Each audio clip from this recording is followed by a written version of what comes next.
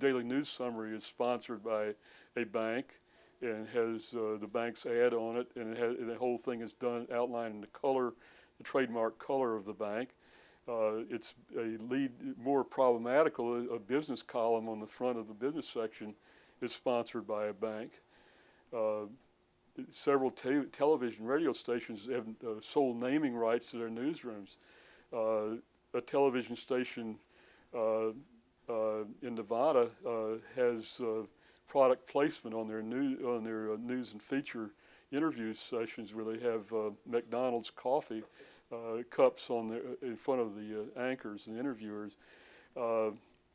There have been television programs that have all appear to be like Today or Good Morning America. They're done locally, but the difference is that some of the people are paying them to be interviewed on their program and talk about their products without, in my view, proper notification of the audience, which ought to be crystal clear what's an ad and what's a news story or what's entertainment.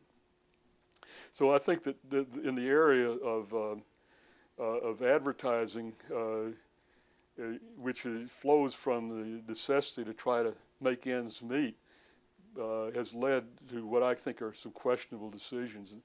This is not so much the newsroom as it is the news organization altogether. You also can have video as television does, and certainly audio the way radio does.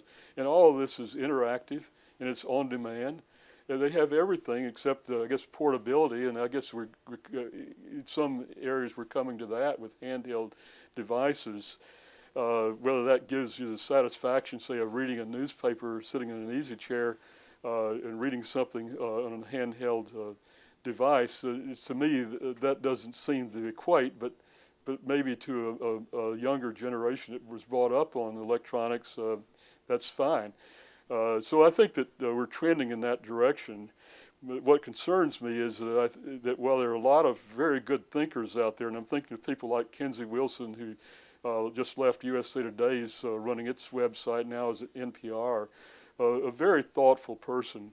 And there are others, Ken Sands now at Congressional Quarterly, Fred Mann, who I worked with at the Inquirer and ran our website for its first 10 years, that I really enjoy and always have all my life enjoy a very thoughtful letters to the editor column, whether it's a magazine or in which I know that they're going to be tightly edited, that everybody will have a thoughtful position, whether it's something I agree with or not, and I welcome that diversity of opinion.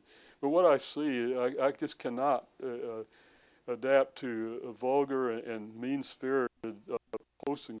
But I think they've got to solve the problems like the ones I've just mentioned, and I don't see them being solved now. Standards are being set without a lot of thought being given that we are creating a template for the future of journalism, which are going to continue ad infinitum. But also we're trying to teach you how to make good decisions, and while you're informed by what the prevailing standards are in the profession, you're not bound to them. And if you can come up with better solutions, then I want you to do that. And particularly, you have to solve the problems of the internet that I don't think are solved today.